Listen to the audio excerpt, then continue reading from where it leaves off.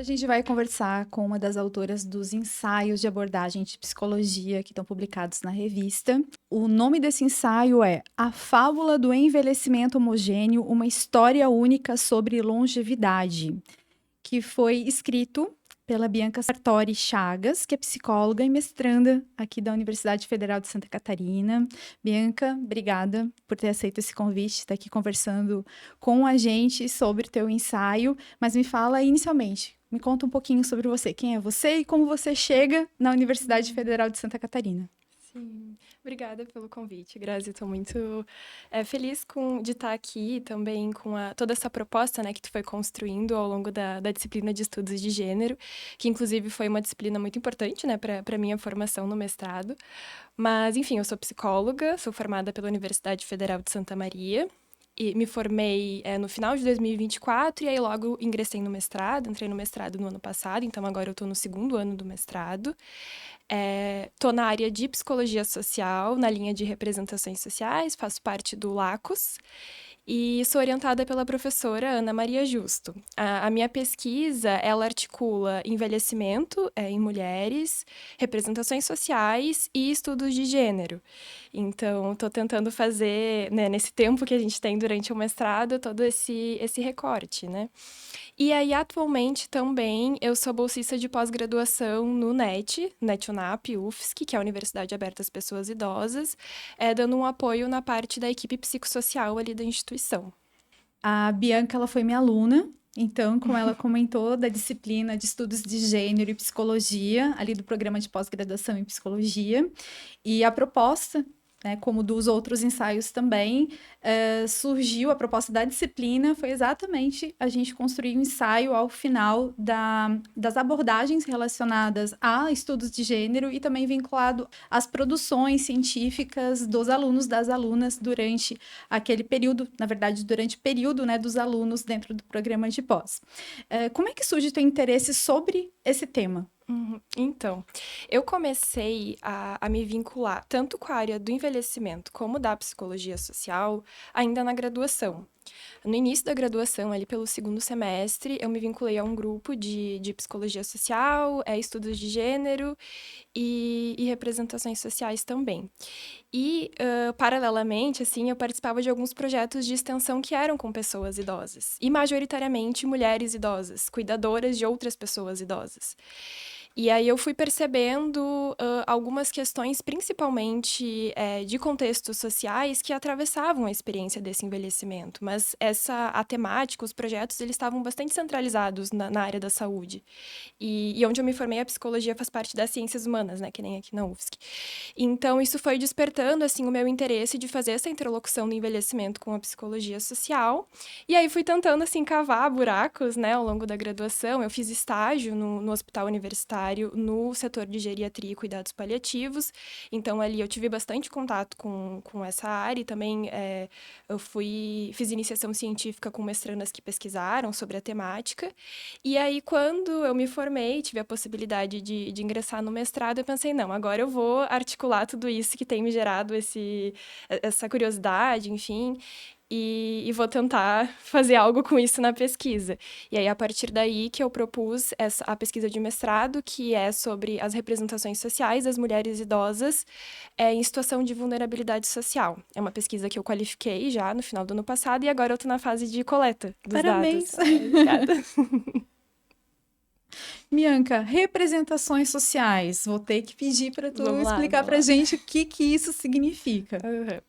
Assim, sendo bem, de uma forma mais clara, assim, mais objetiva em relação ao que seriam as representações, são as crenças, os entendimentos, as opiniões que são construídas a partir de algum fenômeno. E Uhum. as representações, elas são sempre construídas coletivamente e são compartilhadas pelos grupos. Então, elas se constroem dentro de um contexto político, social, econômico, no tempo histórico, e varia de cada grupo a partir da experiência desse grupo. Então, no caso do envelhecimento, envelhecimento, que é o fenômeno que eu estou estudando, né, seria entender como que as mulheres, esse grupo de mulheres, na verdade, que eu estou entrevistando, compreendem o envelhecimento. E isso vai ser atravessado por toda a experiência de vida delas e o contexto social em que elas estão inseridas.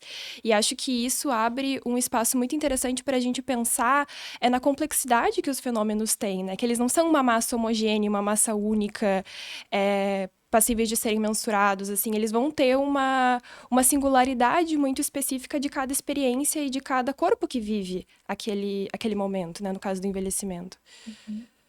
E quais são, se tu puder falar pra gente, quais são os resultados que tu já tem encontrado nesse início de coleta de dados? Então, eu tô bem no início ainda, né? Eu tô fazendo entrevistas e com mulheres que... a pesquisa fala sobre mulheres em situação de vulnerabilidade social. Acho que é importante destacar isso, que o conceito de vulnerabilidade é que ele é muito amplo, né? E ele parte muito da ideia de que não é o sujeito que é vulnerável, não é a pessoa que está que é uma pessoa vulnerável. É um contexto de precarização, de negligência, de violências que constrói essa situação de vulnerabilidade social. Então, é uma responsabilidade, enfim, do Estado que não está sendo suprida ali e aquelas pessoas acabam enfrentando esses desafios. E aí, para acessar, né, em termos de burocráticos de pesquisa, eu fui pelo Sistema Único de Assistência Social, né, que é o sistema que garante proteção. E aí, eu tenho conversado com mulheres que têm o cadastro nos CRAS. Então, é por esse caminho que eu tô indo. E aí eu tô conversando com mulheres de instituições diferentes, por exemplo, aqui no NetUnap também tô conversando com algumas que frequentam aqui, mas que têm esse cadastro, essa relação com o CRAS. E aí, tá muito recente porque eu ainda, né, tô começando as entrevistas, tô conversando com elas, mas tem sido muito interessante perceber como ter referências de outras mulheres que envelheceram, que chegaram numa idade, 80, 90 anos, e conseguir se espelhar nelas, conseguir se articular ao longo desse processo com outras mulheres, com instituições, com serviços, com grupos, tem uma potência muito legal nesse processo de envelhecimento, que é sair dessa lógica individual, privada e principalmente voltada somente à família e ao casamento e conseguir se vincular a outras coisas na vida, porque isso vai dando sentido, vai dando forças, vai dando possibilidades de viver uma vida, um envelhecimento digno, ainda que diante de várias precarizações, né? E esse ensaio, que é a Fábula do Envelhecimento Homogêneo, uma história única sobre a longevidade, o que tu abordas nele, Bianca? Então, esse título eu já trago assim para questionar essa visão homogênea que se tem que se construiu ao longo do tempo sobre a velhice e sobre pessoas idosas, né? Então eu articulo tanto as fábulas da objetividade que vem da Donna Haraway, que foi um texto, né, que a gente construiu a discussão ao longo da disciplina, e também escrevendo o ensaio, eu me lembrei do texto da Chimamanda, que ela fala sobre o perigo de uma história única, porque fico pensando, né, que a construção, a ideia da gerontologia e até da própria psicologia do envelhecimento veio a partir de uma noção de declínio cognitivo, de uma velhice homogênea, de um único tipo de velhice, e quando a gente olha criticamente, né, a partir de, sei lá, de uma perspectiva feminista, né, uma objetividade feminista, que a gente olha criticamente para essa realidade, a gente percebe que, na verdade, são muitas formas de vivenciar esse processo e de enfrentar a velhice a partir de todo o curso de vida, de tudo que foi acessado ao longo da vida. Então, é uma maneira muito mais honesta de olhar para essa história, que não é uma história única, né? Que ela pode ser construída de diferentes perspectivas. E aí, nesse ensaio, eu vou tentando costurar sobre como, apesar da longevidade ser um fato mundial, ela não acontece da forma igual para todos os grupos sociais. Então, vão ter alguns grupos sociais que vão ter uma perspectiva de vida maior do que outros, né? E aí, alguns dados são muito interessantes, porque, por exemplo, a população indígena tem a idade média de 10 anos a menos que a população branca. A população população negra também tem o índice de longevidade é menor que a população branca. Então, quando a gente vai compreendendo esses índices e vai olhando para que longevidade é essa, a gente pensa quem consegue chegar na velhice e também quais as condições que eles chegam nessa etapa de vida, né? Tem um dado que eu trago, vou olhar Claro. aqui, que se não decorei, mas que é um dado aqui do Ministério dos Direitos Humanos e da Cidadania de 2025. Na verdade, isso foi a referência de 2025, mas esse dado é de 2024, que fala que 122 assassinatos, que ocorreu em 2024, 122 assassinatos de pessoas trans e travestis, sendo que 78% dessas vítimas são travestis e mulheres trans, negras, jovens, com baixa escolaridade. 66% delas com menos de 35 anos. Então, aqui a gente consegue ver toda essa interseccionalidade que mostra que expectativa de vida é essa, né? E Quem vai chegar ao quem vai chegar. envelhecimento, né? Exatamente, Sim. exatamente. Eu lembro que na disciplina a gente chegou a conversar sobre os movimentos anti-aging. Tu tem abordado isso na tua pesquisa também? De uma certa forma, sim, porque até eu trago uma antropóloga, que é a Gita Deber, que ela traz o conceito de reprivatização da velhice, que é esse movimento de tornar individual e privado a responsabilidade do envelhecimento, e isso está muito atrelado a essas práticas de rejuvenescimento, aos padrões de beleza, e também a colocar protocolos individuais do que seria uma velhice saudável, né, e se deslocar desse local social, coletivo. Então, sim, porque um pouco de trocar o foco, né? Individualizar também é uma forma de negar o envelhecimento como algo que é social, que é comunitário e que precisa ser uma pauta coletiva. Então, sim, tem aparecido muito, mas nas entrevistas, assim, ao mesmo tempo, existe uma conscientização muito grande de que a velhice faz parte desse processo, sabe? A gente vai... Se tudo der certo, a gente vai ficar velha. Sim. E é isso. Mas acho que é muito importante a gente trazer essa discussão, né? Que nega o processo de envelhecimento e que coloca só como uma pauta para sempre defender essa juventude e incentivar essa juventude, inclusive, nos padrões de beleza, né? Tu consegue fazer uma vinculação desse processo relacionado à negação, a esse envelhecimento, que está vinculado à saúde, que está vinculado ao próprio processo de saúde, é falar de processo de vida, né? Há uma lógica neoliberal?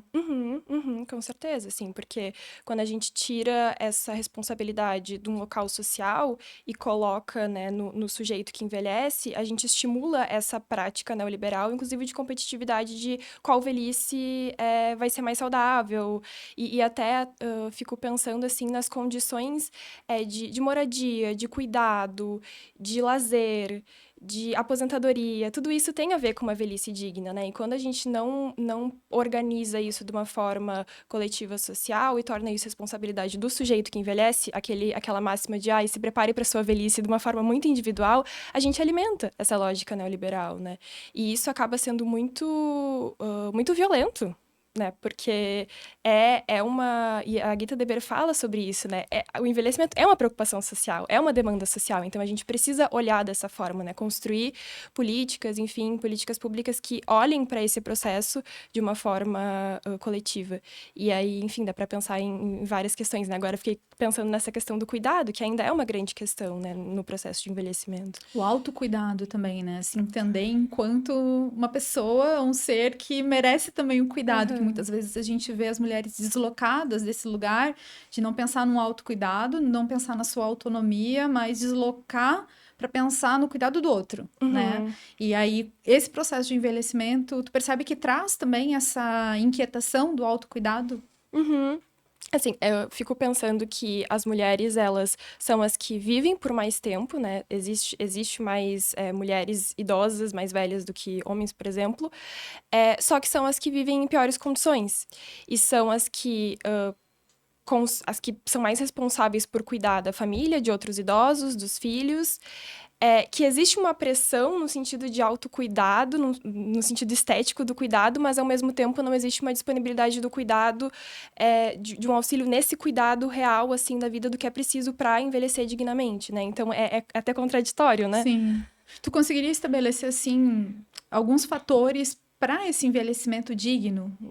para além da estética, né? sim. Do que é o que tem no discurso mainstream. Hoje em dia, assim, o que a gente tem é o Marco Político do Envelhecimento Ativo, que ele foi... É em 2002 que ele foi construído, mas aí a referência é de 2005. E aí depois, em 2015, teve uma atualização. E aí, no marco político, entendendo o envelhecimento como um marco político, é colocado 4 princípios para se atingir esse envelhecimento ativo, que seria o acesso à saúde, né? Pensando em saúde primária, pensando em cuidados prolongados, pensando em outros procedimentos mais específicos. A proteção e a segurança, que envolve tanto a proteção física, quanto a moradia, quanto questões financeiras. A aprendizagem ao longo da vida, que é promover esse processo de aprendizado não só por meio da educação formal, mas assim, outros espaços e possibilidades de aprender, né? Fugindo dessa ideia de que a gente fica estagnado em algum momento e aí fica isolado em casa e não tem mais capacidades de nada. E a participação social, que é estimular esse engajamento comunitário, social, político. E aí, se a gente for pensar, esses 4 princípios, eles estão muito intercalados, né? Porque quando a gente tem segurança, a gente consegue acessar mais a saúde, a participação social gera também influencia na saúde, a aprendizagem permite que tu participe, a participação permite que tu aprenda. Então, assim, tudo está intercalado, né, de uma certa forma, esses princípios. E aí a questão, assim, do envelhecimento ativo enquanto marco político é justamente mostrar que isso é uma responsabilidade... pode ser uma responsabilidade individual no sentido da gente ir atrás disso, mas principalmente uma meta coletiva. São dimensões que precisam ser atingidas socialmente, né? E aí, esse é esse movimento. Só que ainda existe muito essa associação do envelhecimento ativo ou do... É uma captura, né, desse termo. Da lógica neoliberal. Da lógica neoliberal, assim, de associar só a ir lá fazer musculação, ou enfim, fazer a tua previdência privada. E como isso é muito duro, né? Pensando nas condições desiguais que a gente vive. Que importante trazer esse contraste, né? Dificuldades nessa pesquisa, tens enfrentado? Sim, porque acho que a maior questão é esse acesso a essas pessoas, né? E não acho que isso seja Nossa, não imaginava, porque eu acho que tem a ver, né? Se é difícil que essas pessoas acessem os locais, que essas mulheres idosas se sintam pertencidas, que elas se sintam participantes socialmente, também vai ser difícil que eu acesse elas, né? Eu acho que isso já mostra essa barreira e essa dificuldade de inserção social. Então, acho que essa é a maior questão, assim, que eu tenho visto, mas que também já diz muito sobre o objetivo da pesquisa, sabe? Sim. Bianca, como uma pesquisadora, o que tu pode dizer para as pessoas que se interessam em pesquisar, seja psicologia social ou seja nessa área de envelhecimento? Acho que é fazer essa rede intergeracional, sabe? Acho que isso tem sido um grande aprendizado para mim. Porque a gente costuma levar a vida muito em etapas e faixas etárias e só... E as crises, 20, 30, 40... e o que eu tenho que estar vivendo com tal idade, e qual a idade das pessoas que eu tenho que estar junto. E a intergeracionalidade, ela tem uma potência muito legal, muito importante, assim, da gente também trocar saberes, trocar experiências, né, refletir sobre algumas certezas que a gente vai construindo, e também criar essa rede humana, sabe? Pensar nesse caráter da humanidade. Então, eu acho que isso é o que eu mais tenho aprendido e o que mais eu falaria, assim, de apostar nessa intergeracionalidade. E, Bianca, pra gente ir encerrando, eu vou fazer uma questão um pouco delicada para quem está na academia, que está finalizando uma pesquisa, mas já está pensando no próximo passo, ou deu por agora? Quais são os teus projetos nesse tema, ou da tua carreira, já que a gente já trabalhou também algumas questões de carreira com as professoras? Então, eu penso em continuar. Assim, o mestrado tem sido uma experiência muito legal para mim. De verdade, assim.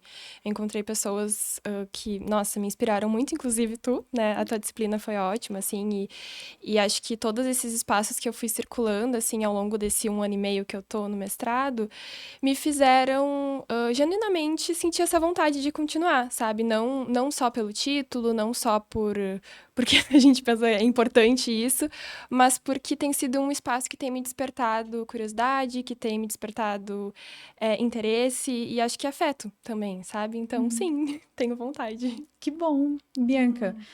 Parabéns pela tua trajetória. Te desejo muito sucesso nessa pesquisa. Quero ler tua pesquisa quando ela ser finalizada. E obrigada novamente por estar aqui conversando com a gente sobre o teu ensaio. Eu que te agradeço por ter convidado e também por todos os ensinamentos da disciplina, que foi muito importante para construir o projeto. Que bom, que bom. Obrigada.